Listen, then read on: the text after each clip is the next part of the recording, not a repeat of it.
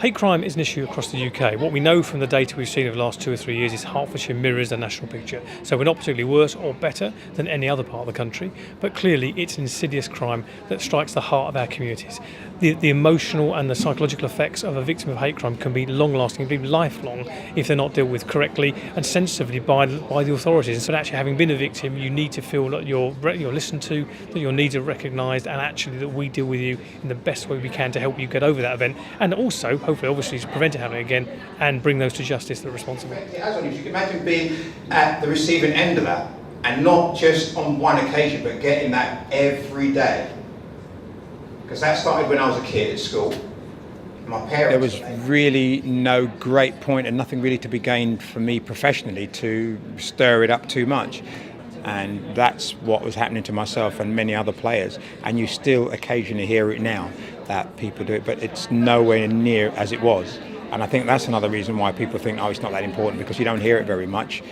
Maybe, when you're in a stadium or in public places, that it's something that they don't ever have to really think about. But it's out there, and, we have to be mindful of it. There are always people out there that will overstep the mark, and they need to be brought to book about it. So there are 4 priorities that we've identified from the research that we did about levels of hate crime in Hertfordshire and the victim's experience.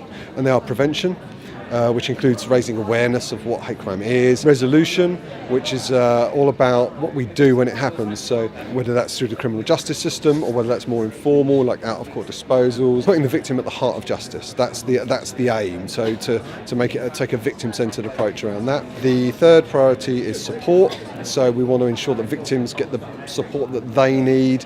And then finally, learning, which is sort of our own priority really. It's about, one, understanding what hate crime looks like in Hertfordshire, where is it, how much of it is there, and that sort of thing, and how can we better understand that. We want to see people report to the police. We want to improve the confidence in victims to say they believe the police will take them seriously, they believe something will be done about it.